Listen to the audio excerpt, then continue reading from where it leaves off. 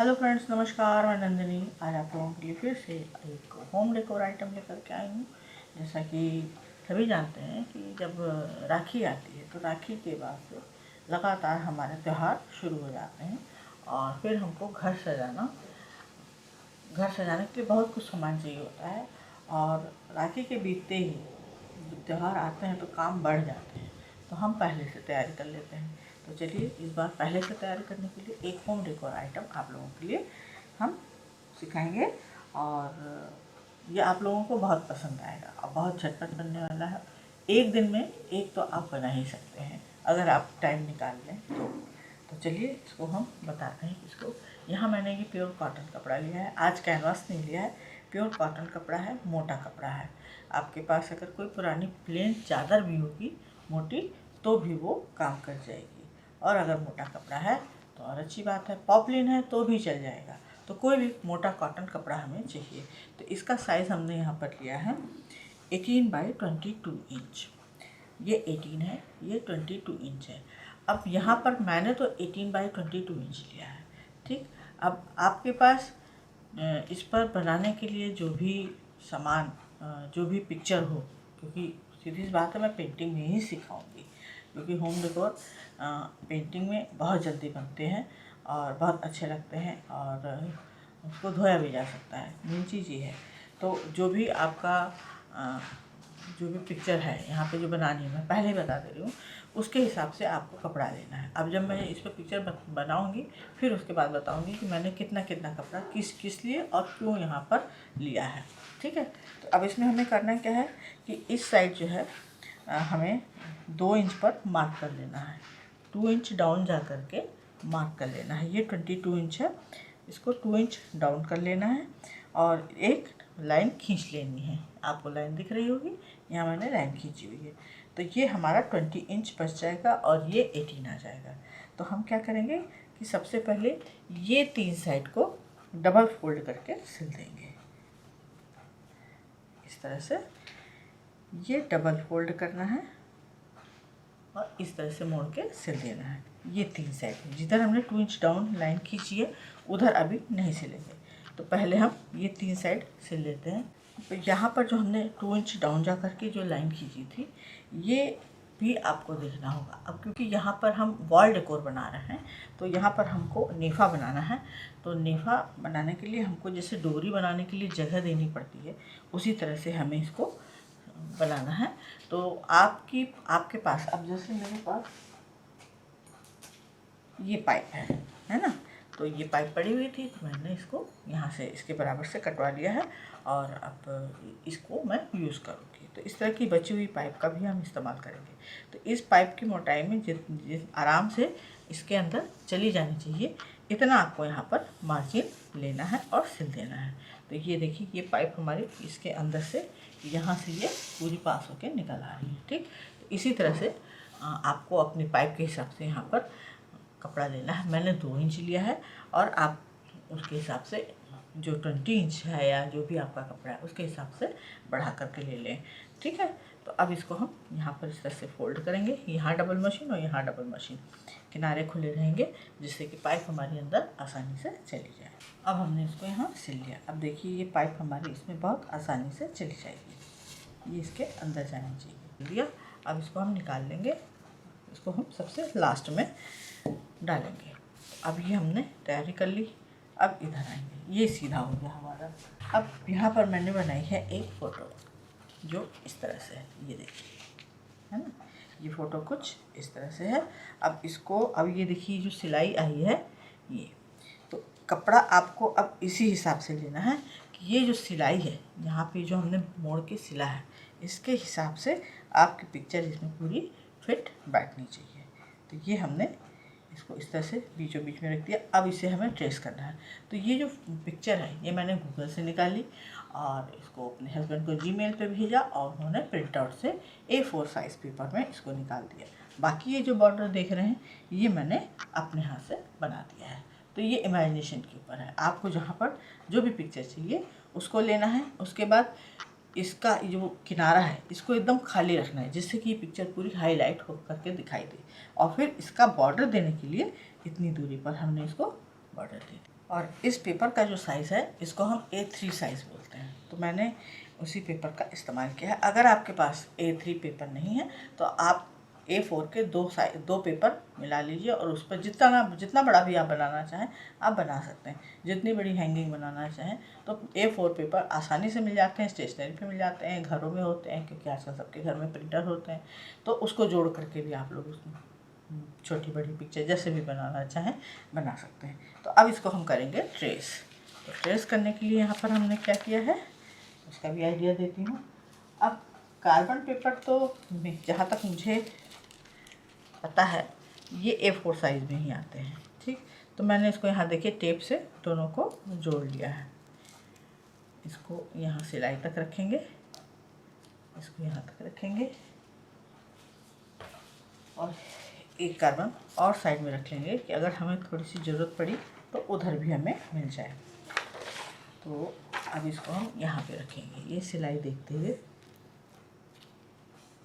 मैं इसको यहाँ पे रखूँगी बराबर से, कपड़े का मेजरमेंट देखते हुए एकदम सेंटर में रखना है।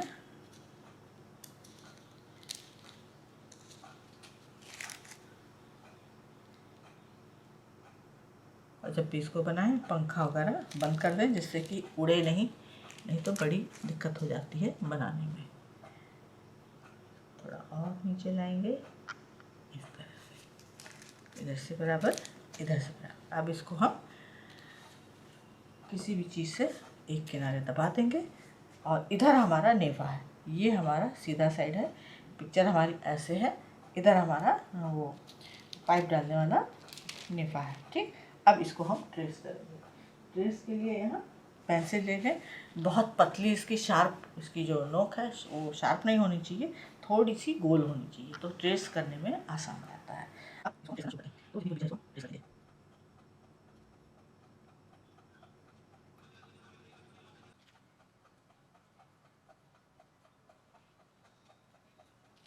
ये हमने बीच का पूरा ड्रा कर लिया है। अभी हमें बॉर्डर भी ड्रा करना है।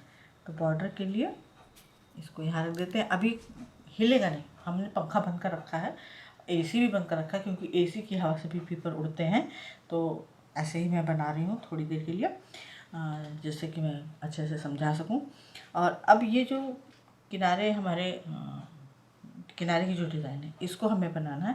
तो अब यहाँ पे हम स्केल ले लेते हैं। जो सीधी लाइन है उसको स्केल से सीधी एकदम ड्रॉ करेंगे, क्योंकि हम इसका बॉर्डर बना रहे हैं। तो ये कार्बन में अच्छे से ड्रॉ हो जाएगा, हाथ से उसको नहीं करेंगे।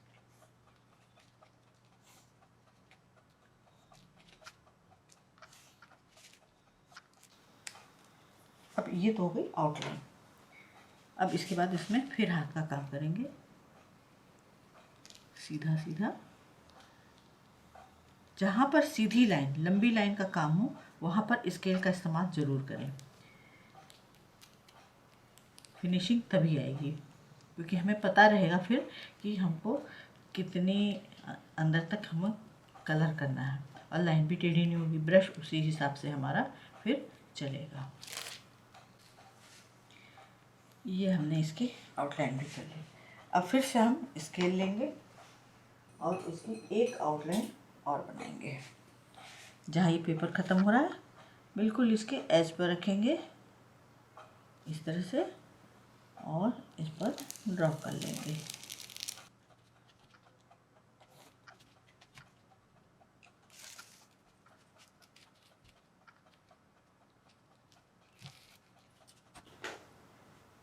अब इसको हम एक साथ पूरा नहीं उठाएंगे, इसको हमें हाथ रखना है, कार्बन के साथ इस पेपर को उठाना है, चेक करते जाना कि कहीं कुछ छूटा तो नहीं है।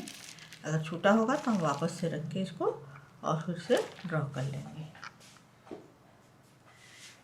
यहाँ पर छूट गया है,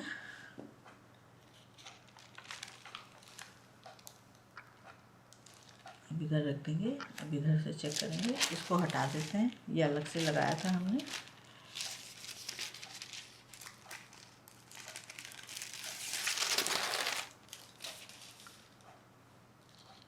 इधर से चेक कर लेंगे। तो ये पूरा कंप्लीट हमारा ड्रॉ हो चुका है। अब इसकी लुकिंग कुछ इस तरह से आ रही है, देखिए, है ना। ये हमारे दोनों बॉर्डर बन गए, पूरे स्क्वायर में बराबर से बैठ गए हैं और बीच में पिक्चर आ गई है जैसा कि हमें चाहिए था लुकिंग में। अब हमें इसमें फाइनली कलर करना है। तो कलर करने के लिए एक लेंगे कोई भी पुराना न्यूज़पेपर, इसको रखेंगे। तो न्यूज़पेपर मैंने यहाँ डबल लिया है। अब इसको जब हम कलर करना स्टार्ट करेंगे तो न्यूज़पेपर होना ज़रूरी है, क्योंकि ये हम नॉर्मल कपड़े में बना रहे हैं। मोटा है तो क्या हुआ, हम नॉर्मल कपड़े बना रहे हैं, नीचे की कोई चीज़ गंदी नहीं होनी चाहिए। और दूसरी बात ये कि जब हम कलर करते हैं तो जो नीचे कलर जाता है तो वो ज़्यादा से ज़्यादा इस पर टिक जाता है, तो वो कलर इसी पे आएगा, इसका कलर इस पे नहीं आएगा, है ना। तो ये अपने आप में डार्क, वो नीचे वाला कलर जो नीचे जाएगा वो भी ऊपर ऑब्जर्व होके आ जाता है। तो अब इसको हम यहाँ पर इसको रख लेते हैं और इसको पिन कर लेते हैं। इसको हम पेपर के साथ ही पिन करेंगे जिससे कि ये हिले नहीं।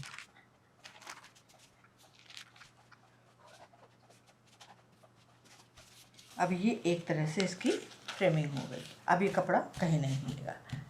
न्यूज़पेपर के साथ ही इसको अटैच करेंगे। अब ये इसकी हो गई फ्रेमिंग। अब ये कपड़ा कहीं नहीं हिलेगा। अगर आप इसको कहीं उठाकर ले जा भी, दूसरी जगह ले जा कर के बनाना चाहें तो भी ये आराम से बन जाएगा। तो चलिए अब इसमें फाइनली बताती हूँ कि कलर है। अब यहाँ पर मैंने लिया है फेविक्रिल का एक्रेलिक कलर और ये ऑरेंज कलर। तो जो ये पिक्चर थी जिसको हमने ड्रॉ किया है, इस पर मैंने पहले ही लिख लिया कि कौन सा कलर कहाँ करना है। तो ये आपको भी करना है कि किस कलर को कहाँ रखना है। तो जैसे ये हिस्सा है इसका, है ना, ये देखिए, आप लोग को दिखाती हूँ। जो इसका ये हिस्सा है ये ऑरेंज होगा, जहाँ पे मैंने OR लिखा है वो सब ऑरेंज होगा। तो इसका ये हिस्सा ऑरेंज होगा, ये हिस्सा मस्टर्ड कलर का होगा, ये स्टेम इसकी जो है वो ब्राउन कलर की होंगी, लीफ यहाँ पर ग्रीन है, एक दो जगह पर रेड है और कुछ फूल इसी तरह से। तो मैं जो जो बनाती जाऊँगी उसको आप लोगों को दिखाती जाऊँगी। तो यहाँ पर ये जो मैंने मेंशन किया है ये आपको भी करना है और उसी हिसाब से कलर भरना है कि किस एरिया में कौन सा कलर भरना है। तो अब जैसे यहाँ से मैं 20 से शुरू करूँगी। 20 में शुरू करने से क्या होगा कि जो आपकी पेंटिंग है वहाँ पर हाथ नहीं लगेगा, धीरे धीरे हम बाहर की तरफ निकलेंगे और सबसे लास्ट में इस फ्रेम को करेंगे। तो इससे हाथ नहीं लगेगा और पेंटिंग बहुत साफ़ सफाई के साथ बनेगी। तो चलिए थोड़ा सा करके दिखाती हूँ और फिर ऑरेंज का जहाँ काम ख़त्म हो जाएगा उसके बाद मैं आप लोगों को दूसरे कलर को बताऊंगी। यहाँ पे हमने सिंपल डायरेक्ट डिप किया है, इसमें कुछ नहीं मिलाया है।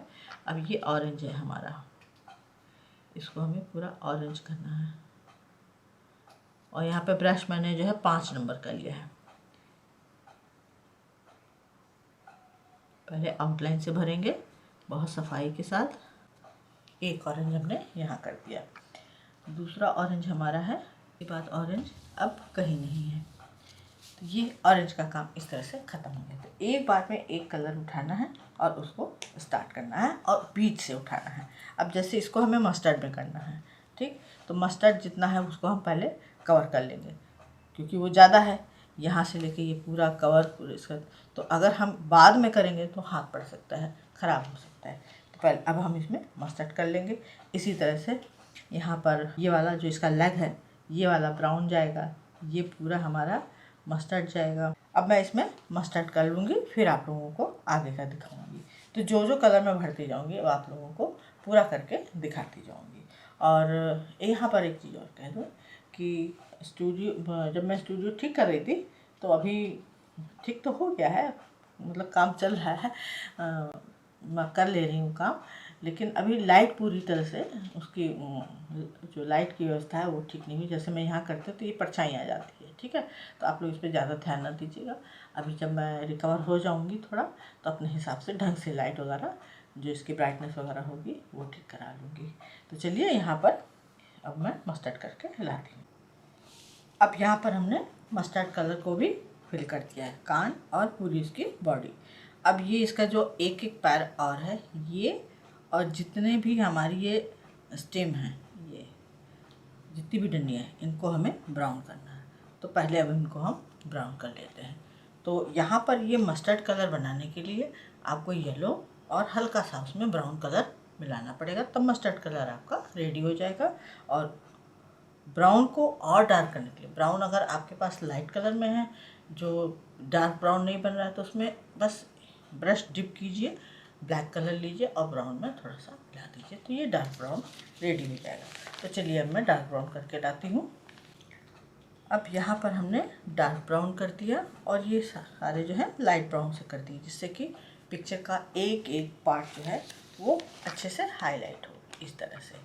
तो अब इसके बाद बारी है हमारी फ्लावर्स की। तो यहाँ पे रेड होगा, एक लीव्स यहाँ रेड होगी, एक क्लिप यहाँ रेड होगी और ये वाला फूल रेड होगा। अब मैं इसको सिंपल रेड करके फिर लाती हूँ, फिर आगे बताती हूँ। अब इसमें हमने रेड कलर भी कर दिया, 1 2 3 4, ये रेड कलर में हो गया।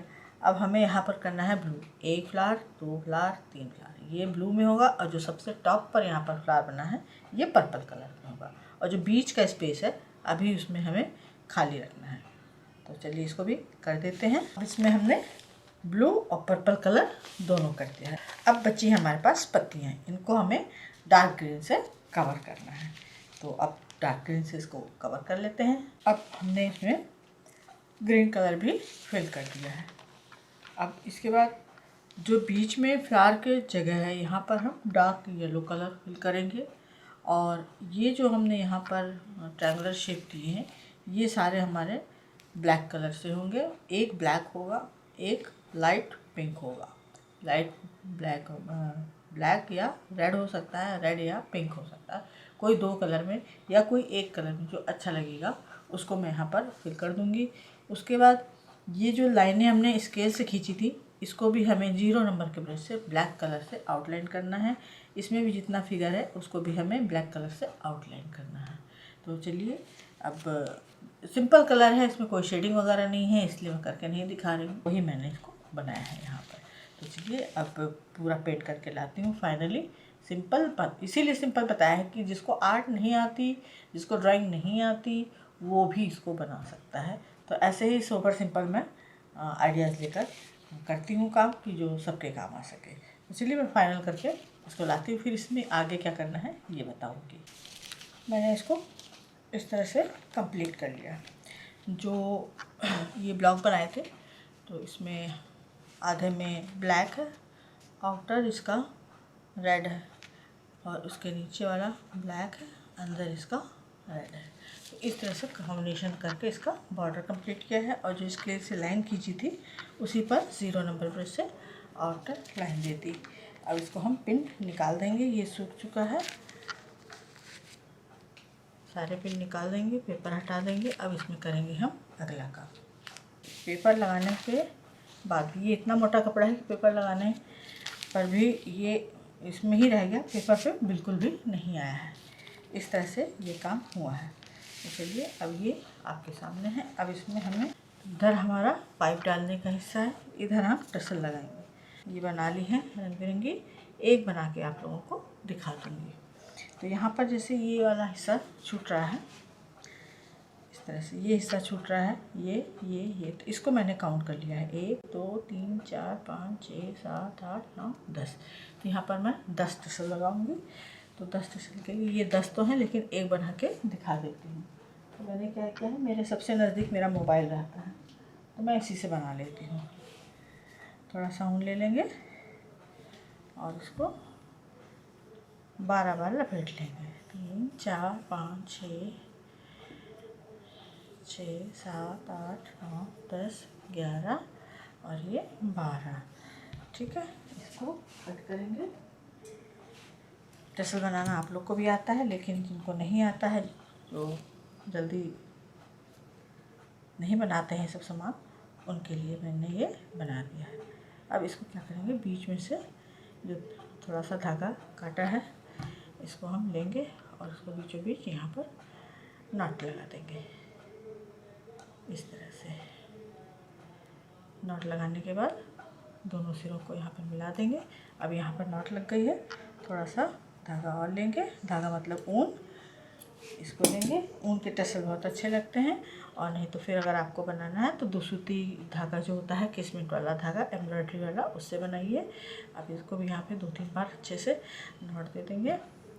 जो एक्स्ट्रा है कट कर देंगे, और ये जो शुरू का हिस्सा था उससे इसको यहाँ पर बांध देंगे टाइट से। तो इस तरह से ये हमारी टसल रेडी हो गई।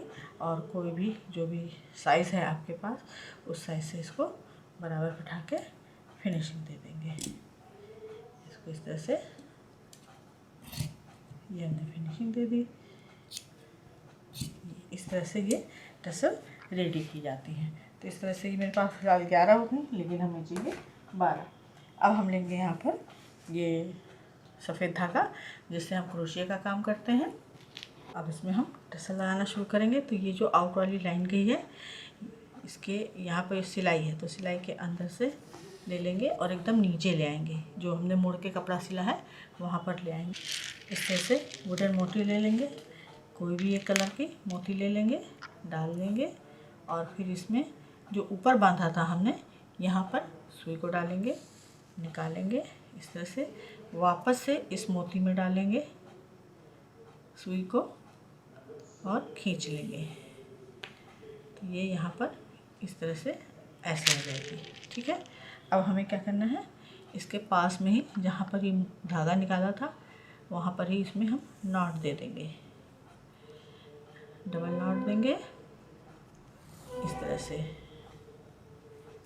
ये हमने नॉट दे दी। अब धागा तोड़ना नहीं है। अब देखिए धागा जो ये जो मोड़ के सिला गया है नीचे, जो हमने सबसे पहले मोड़ा था, इसको, इस सुई को, ये वाला जो निशान है, ये इस तरह से, ये जो रेड वाला ट्रायंगुलर ख़त्म हो रहा है, उसके निशान से बस यहाँ नीचे जहाँ पर मोड़ के सिला था वहाँ पर सुई निकालेंगे। अब यहाँ नॉट दे दी है तो वो खिसकेगा नहीं।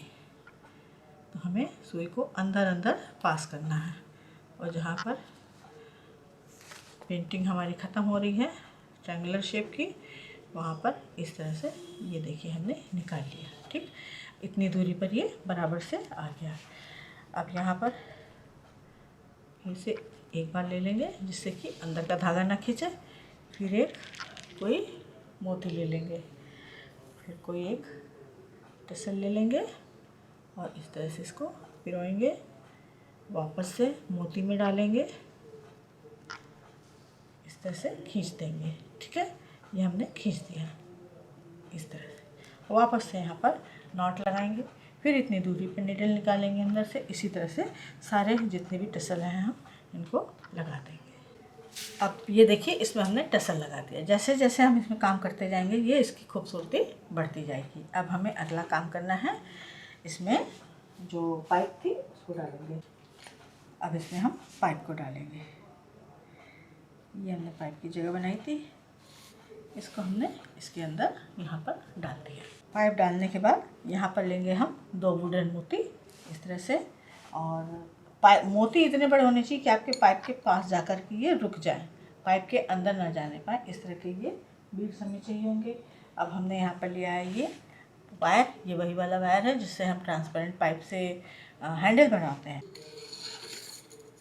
इसको इसके अंदर डालेंगे, और इसके साथ मैंने यहाँ पर लिया है ये ब्लाउज वाली डोरी। इसको थोड़ा लंबा खोल लेंगे और इसको यहाँ पे फंसाते हुए इसको इसमें फंसा लेंगे। ये दूसरा सिरा हमने लंबा रखा है, इसके अंदर से इसको खींच लेंगे। ठीक है, ये हमने यहाँ पर ये डबल हो गई। अब ये हमने दूसरा सिरा निकाल लिया है। अब यहाँ पर ये देखना है, ये देखिए कि कितना लंबा लटकाने के लिए रखना है। ये यहाँ पर इस तरह से हमें बांधना है। ठीक है, इसको बांधने के लिए तो जितनी एक्स्ट्रा डोरी है पहले उसको हम सही कर लेते हैं, इसको खींच लेंगे जिससे कि ज़्यादा डोरी हमारी बेकार ना जाए। जितना लंबा रखना है गांठ लेने का, जहाँ पर बांधना है उतना हिस्सा रख के, जितनी बड़ी रखनी है उतनी बड़ी रख के इसको, बाकी को हम यहाँ पर कट कर देंगे। बड़ी कट कर लेते हैं। ठीक, इसको बराबर कर लेते हैं यहाँ पर। अब एक सिरे में एक मोती डाल देंगे यहाँ पर,